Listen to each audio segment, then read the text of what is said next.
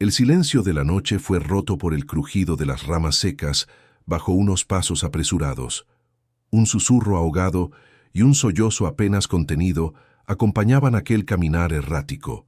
No se escuchaban autos, ni perros, ni voces. Solo el viento helado de la madrugada serrana y ese leve gemido de una mujer cargando algo contra su pecho. Un bulto envuelto en mantas que se movía levemente. Era un bebé. Lucía no sabía cuánto tiempo llevaba corriendo. Sus piernas temblaban, el barro le cubría los zapatos y un corte en la frente sangraba lentamente. No podía detenerse. Si se detenía, él los encontraría. Y esta vez no habría advertencias. Una luz tenue brillaba a lo lejos, en medio del monte. Una casa, o tal vez un galpón, no importaba. Necesitaba cobijo. El bebé temblaba y su llanto empezaba a romper la noche. Lucía apretó los dientes y se obligó a seguir, aunque cada músculo le suplicara que se rinda. Cuando llegó a la puerta, golpeó 3 veces. Nada. Volvió a golpear. La luz interior se encendió. Unos pasos lentos. El sonido de una traba. Y entonces se abrió. Un hombre mayor, de barba blanca y ojos cansados, apareció ante ella. Llevaba una bata gruesa y una linterna en la mano. Tardó unos segundos en entender lo que veía. Una mujer empapada, con el rostro lastimado, sosteniendo un bebé entre los brazos, en plena noche, temblando de frío y miedo. «Por favor», susurró ella. «Solo esta noche.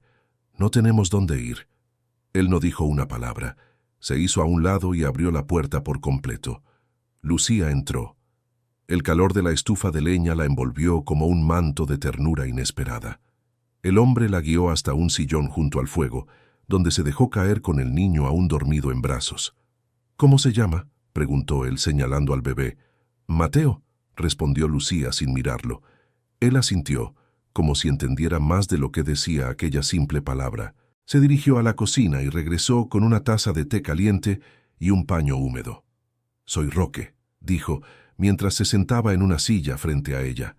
«Esta casa era de mi padre. Hace años que vivo solo». Lucía tomó la taza entre manos temblorosas. El calor le devolvió algo de vida a sus dedos. Bebió en silencio. «No voy a hacer preguntas, pero si necesitas quedarte, esta casa es tranquila. Nadie viene aquí». Ella lo miró por primera vez. Su rostro era duro, pero sereno. Tenía algo en la mirada. No era lástima, era respeto. «Gracias», dijo apenas audible. «Solo por esta noche». La mañana llegó con un sol tímido que iluminaba la madera vieja del techo. Mateo aún dormía, en una cuna improvisada hecha con mantas en una caja grande. Lucía, con el cabello aún húmedo, observaba por la ventana. El monte era espeso pero silencioso. Aquel lugar parecía un mundo aparte, uno en el que podía respirar, al menos por unas horas. Roque estaba en el patio alimentando a unas gallinas. Llevaba una camisa arremangada y se movía con lentitud, como si cada movimiento tuviera un peso emocional. Al verla aparecer en el umbral, le ofreció un trozo de pan con miel. «No hay mucho, pero es limpio», dijo. Lucía lo tomó. No comía desde la mañana anterior. Se sentaron en una mesa rústica de madera pesada. «¿Ese hombre te busca?», preguntó Roque sin rodeos. Ella tragó con dificultad. «No es un hombre. Es una sombra, un monstruo. Era mi esposo. Pero ya no. No después de lo que hizo». Roque no preguntó qué fue lo que hizo, pero sus puños se apretaron sobre la mesa. «Tengo espacio en el galpón. Puedo prepararte un cuarto si decides quedarte unos días más. Aquí nadie viene sin ser invitado». Lucía sintió algo quebrarse dentro. ¿Cómo alguien podía ofrecer tanto sin pedir nada? «¿Por qué? ¿Me ayudas?». Roque bajó la vista. Su voz se volvió grave. «Porque una vez yo no ayudé, y todavía lo cargo». Los días siguientes fueron extrañamente calmos. Lucía y Mateo se acomodaban en aquel rincón perdido entre los árboles, y Roque, sin hacer preguntas, les ofrecía lo que tenía: paz, silencio y una rutina sencilla. Él cortaba leña por las tardes, ella cocinaba algo caliente. Mateo comenzaba a sonreír.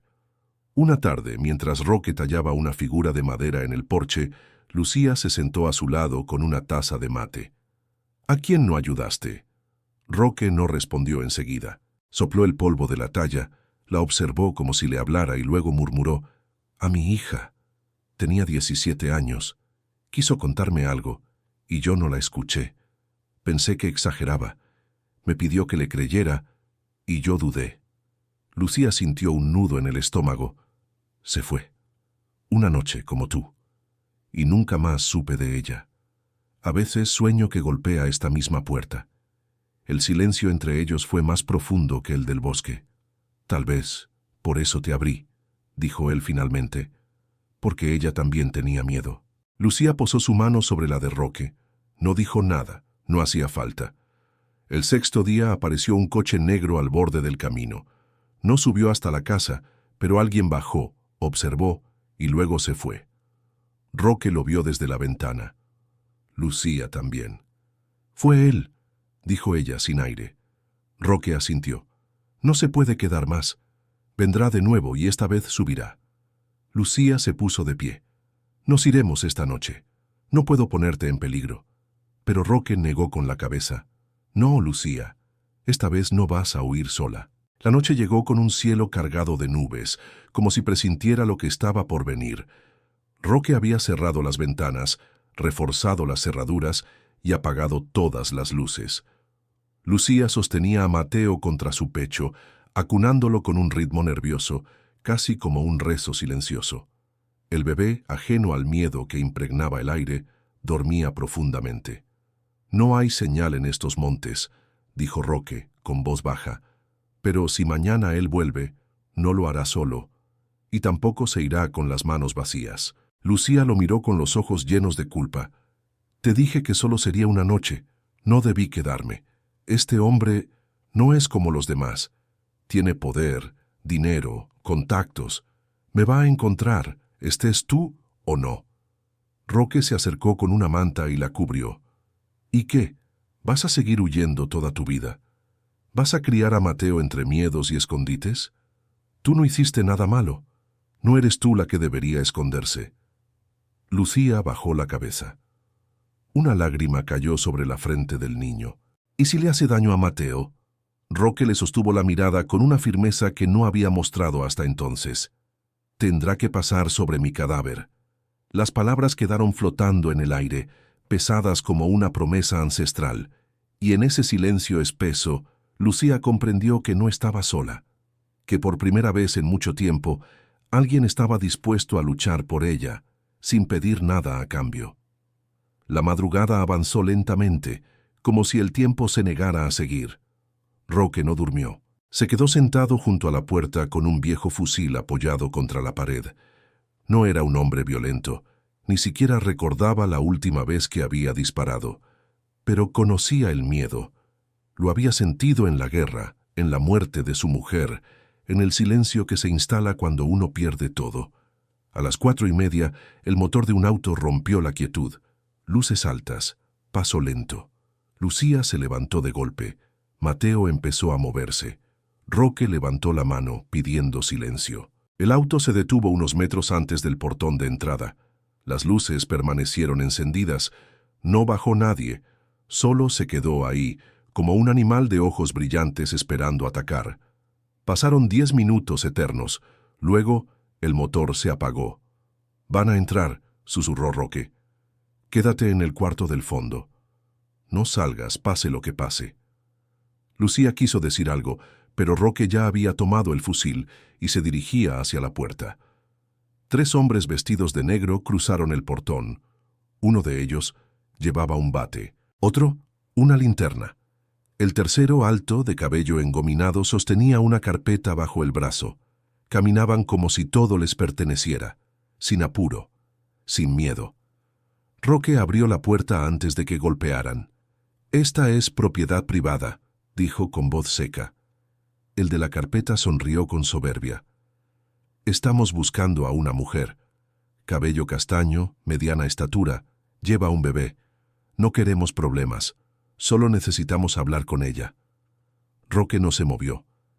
«Aquí no hay nadie con esas características». El de la linterna se adelantó un paso. ¿Puedo echar un vistazo?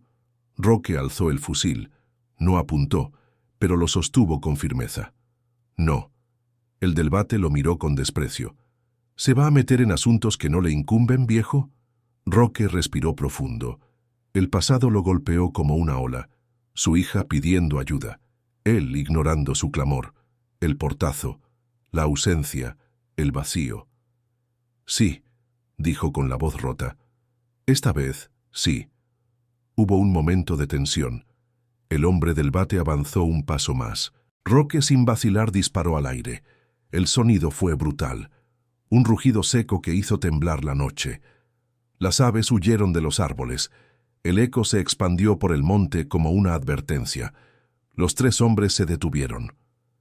«Esto no termina aquí», gruñó el de la carpeta. «La ley está de nuestro lado». Roque escupió al suelo. «La justicia no siempre está en los papeles». Los vio dar media vuelta y regresar al coche. Las luces se encendieron, el motor rugió y se marcharon. Lucía salió corriendo del cuarto con Mateo en brazos, los ojos desorbitados. «¿Estás bien? ¿Te lastimaron?» Roque bajó el fusil, con las manos temblando. «No, pero volverán. Tenemos que irnos esta misma noche», dijo ella. «No puedo permitir que te arriesgues más». Roque la miró con los ojos húmedos. Por un instante fue solo un hombre viejo, cansado, pero de pie. «Si te vas ahora, él te va a encontrar antes del amanecer. Este camino es una trampa. Solo hay una salida, y ya sabe cuál es». Lucía abrazó a Mateo con fuerza. «Entonces, ¿qué hacemos?» Roque caminó hasta un armario viejo, sacó un mapa, lo extendió sobre la mesa. «Hay una ruta secundaria, abandonada desde hace años. Nadie la usa. Te llevará a un pueblo a 20 kilómetros. Tengo un contacto allá. Se llama Pastor Santiago. Él podrá ayudarte a cruzar la frontera si lo necesitas». «¿Y tú?» Roque cerró el mapa con un suspiro. «Yo me quedo. Tengo que arreglar cuentas con los fantasmas que yo mismo fabriqué». Lucía sintió que algo le desgarraba el alma. ¿Cómo podía marcharse ahora? «Roque, no quiero dejarte». Él le acarició la mejilla con una ternura que solo da la pérdida. «Tú ya me devolviste lo que más necesitaba. Un propósito. No puedes salvar a todos, pero sí puedes salvar a Mateo. Y eso lo cambia todo». Al amanecer, cuando los pájaros rompieron el silencio de la noche, Lucía y Mateo partieron por el sendero oculto entre los álamos, con el mapa doblado en el bolsillo y el corazón palpitando como un tambor. Roque, de pie junto al porche, los vio alejarse. No lloró, no gritó, solo asintió como quien bendice sin palabras, y luego, lentamente, entró a la casa y esperó. El camino serpenteaba entre árboles secos y piedras viejas. Lucía caminaba con dificultad, pero no se detenía. Mateo dormía atado a su pecho con una manta improvisada. El aire era denso, el silencio total. A veces, algún cuervo rompía la monotonía con su graznido solitario. El sendero que Roque había señalado no aparecía en ningún mapa moderno. Era un vestigio de otra época, de cuando los caminos se hacían a pie y el mundo era más lento. Cruzaron un arroyo seco, pasaron por debajo de un árbol caído y llegaron a una curva con una señal oxidada que decía Santa Clara, 18 kilómetros. Allí se detuvieron. Lucía respiró hondo. No solo por el cansancio, sino por el dolor. Sentía que estaba dejando atrás algo más que un refugio. Estaba dejando un lazo, un hombre que no la conocía, pero que la defendió como si fuera su propia sangre. «Volveremos, Mateo», susurró besando la frente del niño. «Te lo prometo». Y siguió caminando. Roque permaneció en la casa como una estatua de madera viva. No se movió durante horas. Solo observaba la entrada como si esperara el regreso de las sombras. A las 11 de la mañana, un jeep negro apareció en la colina. Esta vez bajaron 5 hombres. Y no venían a hablar. Roque se levantó, con los huesos que crujían y los años pesándole en la espalda. Se colocó una chaqueta, el fusil colgado al hombro, y salió al patio. Plantó los pies en la tierra como un roble viejo. El primero en hablar fue el hombre del día anterior. Llevaba lentes oscuros y una sonrisa falsa. ¿Dónde está? Roque no respondió. Solo observó, con la misma mirada con la que uno observa una tormenta en el horizonte, sabiendo que no puede evitarla, pero sí resistirla. Escúchame, anciano, no tienes idea con quién te estás metiendo. Ese niño es mío. Ella lo robó. Tiene antecedentes. Está huyendo de la ley. Roque escupió al suelo. Ese niño es libre, igual que su madre. La ley no es tuya. Los hombres se acercaron. Uno intentó empujarlo. Roque levantó el fusil y disparó al suelo, entre los pies del agresor. La próxima no fallaré. El hombre con lentes se acercó más. Su rostro, antes impasible, estaba ahora lleno de rabia contenida. No te mato porque no vales el precio de la bala, pero te aseguro que te vas a arrepentir. Roque lo miró con calma. Ya me arrepentí de muchas cosas, pero de esta no. Los hombres se fueron con amenazas en los labios y furia en la sangre. Roque sabía que esa no era la última visita, pero también sabía que, en algún lugar del bosque, una mujer caminaba hacia la vida. Lucía llegó a Santa Clara al anochecer. Era un pueblo pequeño, con casas bajas, calles empedradas y faroles que apenas iluminaban. Nadie parecía reparar en una mujer cansada con un bebé en brazos. Entró a la capilla, que aún tenía la puerta abierta. Se arrodilló frente a la imagen de la Virgen y lloró por primera vez en días. No de miedo, sino de alivio. Un hombre mayor, con sotana gris y barba blanca, apareció desde el fondo. ¿Eres tú la amiga de Roque? Lucía asintió, sin fuerzas para hablar. Soy el pastor Santiago. Me dijo que vendrías, hay una habitación para ti. Caliente, limpia, estás a salvo.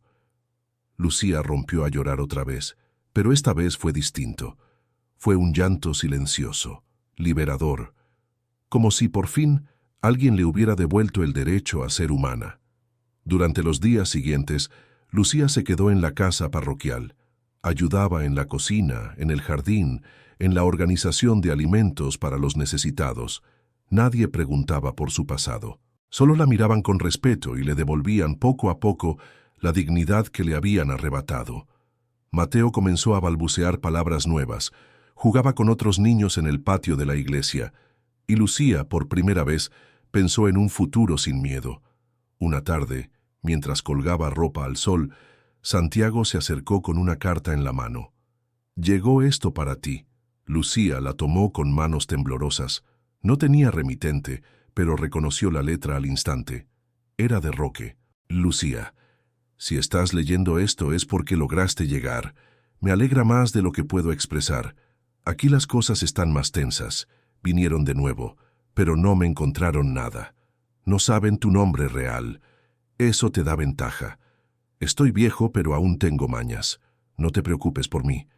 He hecho arreglos con Santiago. Él puede ayudarte a cruzar al otro lado de la frontera, si decides irte. Pero si eliges quedarte, también está bien. Tienes derecho a construir un hogar, a tener paz. Gracias por darme una razón para volver a mirar al cielo. Desde que partiste, cada amanecer tiene tu sombra. Con cariño, Roque». Lucía se quedó inmóvil. Luego abrazó la carta contra su pecho, como si fuera parte de su hijo. No dijo nada. No hacía falta. Esa noche se quedó despierta junto a la cama de Mateo. Lo observaba dormir, respirando despacio, tranquilo. Se preguntó qué clase de madre sería si huía una vez más. ¿Qué ejemplo le daría a su hijo si vivían siempre con miedo? Y entonces, algo cambió dentro de ella. Se levantó, tomó un cuaderno y empezó a escribir. Escribió su historia, desde el principio, sin omitir los horrores, ni los silencios, porque entendió que para sanar, primero tenía que recordar, y para vivir, tenía que hablar. Las semanas pasaron lentas pero constantes, como la tierra que sana bajo la lluvia. Lucía no huyó. Tampoco cruzó la frontera. Decidió quedarse en Santa Clara, entre la gente sencilla, entre el aroma a pan casero y las campanas de la iglesia al atardecer. Allí, donde nadie preguntaba más de lo necesario, y todos saludaban con los ojos. Empezó a ayudar al pastor Santiago en las tardes, leyendo cartas a los ancianos, escribiendo para quienes no sabían firmar, enseñando a los niños a leer. Su historia, aquella que escribió en el cuaderno, se convirtió poco a poco en un testimonio, primero íntimo, luego compartido. Una mujer de nombre Eva, que había sufrido algo similar, lloró al escucharla, luego otra y otra. Pronto, Lucía entendió que su silencio protegía a su hijo, pero también perpetuaba la impunidad de su agresor. Entonces habló, con el apoyo del pastor, del médico local y de 2 maestras que la escucharon con el alma. Lucía fue hasta la comisaría del pueblo. No tembló, no lloró. Relató cada golpe, cada amenaza, cada noche de terror. Entregó su cuaderno y entregó también la dirección de Roque, donde el hombre había irrumpido armado. Por primera vez, la ley la escuchó, y esta vez actuó. Un mes después, un fiscal provincial ordenó la captura del hombre que la perseguía. Las denuncias anteriores, enterradas por dinero y favores, fueron desempolvadas. Testigos antiguos, una vecina, una enfermera, un antiguo chofer, empezaron a hablar. Lo que antes eran susurros se convirtieron en voces. El hombre fue detenido, no en su mansión, sino en un hotel de paso, mientras buscaba a Lucía con nombre falso y documentos adulterados. La noticia salió en los periódicos regionales: empresario acusado de violencia familiar y secuestro. Su imagen, antes impecable, comenzó a agrietarse. Inversionistas lo abandonaron. Su empresa, investigada. Su familia, en silencio. Pero Lucía no celebró. No se regodeó en la caída del monstruo. Solo respiró. Profundo. Por primera vez en años. Un mediodía, mientras servía sopa en la cocina comunitaria, alguien golpeó la puerta con fuerza. Lucía se giró con sobresalto, pero no era miedo lo que sintió, sino una emoción repentina. Era Roque. Vestía su chaqueta marrón de siempre, el sombrero en la mano, la barba más larga que antes. Pero sus ojos, esos ojos, brillaban con una mezcla de orgullo y ternura que no podía ocultar. Lucía lo abrazó sin decir una palabra. Mateo corrió hacia él tambaleando, gritando: «¡Roque!». El viejo lo levantó en brazos como si pesara aire. «Mira cómo creciste, Mateo», dijo emocionado. «Volviste», susurró Lucía. Roque asintió con voz baja. «No podía quedarme allá. Esa casa estaba vacía sin ustedes». Roque se instaló en el pueblo, en una pequeña casa detrás de la iglesia que el pastor le ayudó a acondicionar. Volvió a tallar madera, hacía juguetes para los niños, reparaba muebles viejos y contaba historias de su juventud en las tardes de plaza. Pero su vínculo con Lucía y Mateo era otro. Era familia, no por sangre, por decisión, por amor lento, profundo, sin alardes. Cada mañana él llevaba pan a la casa. Cada noche ella le contaba lo que Mateo había aprendido. Y cuando el niño dijo por primera vez «abuelo», nadie corrigió. Un año después, el juicio se llevó a cabo. Lucía declaró con firmeza. El cuaderno fue leído en voz alta, palabra por palabra. Muchas mujeres lloraron, algunos hombres también. El acusado negó todo, pero los testigos eran demasiados, las pruebas irrefutables. El juez lo condenó a 15 años de prisión efectiva. No hubo vítores, no hubo euforia, solo un silencio largo y justo. Lucía nunca más volvió a huir. Abrió una pequeña biblioteca infantil en el pueblo, con ayuda del pastor y donaciones anónimas. Enseñaba a madres jóvenes, a hijos sin padres, a ancianas que nunca habían aprendido a leer. Su historia se compartía de boca en boca, pero no como tragedia, como ejemplo. Mateo creció fuerte, curioso, con los ojos brillantes de quien sabe que el mundo puede ser cruel, pero también puede cambiar. Y Roque, el viejo de la cabaña, caminaba cada tarde hasta la colina detrás de Santa Clara, donde el sol se despedía lento como agradecido. Se sentaba en una banca que él mismo construyó, con una placa que decía: «Donde florece la esperanza, también descansa el pasado». Allí cerraba los ojos y sonreía. porque sabía que, aunque su hija nunca volvió, había protegido a otra, y a un niño, y con eso se había perdonado a sí mismo. Una noche, mientras el cielo se llenaba de estrellas, Lucía se sentó en el porche con Roque. Mateo dormía dentro. ¿Te arrepientes de algo?, preguntó ella. Roque pensó un momento. De no haber creído antes, de haber callado tanto. Pero también creo que algunas cosas llegan cuando más se necesitan. Lucía lo miró. Tú llegaste justo a tiempo.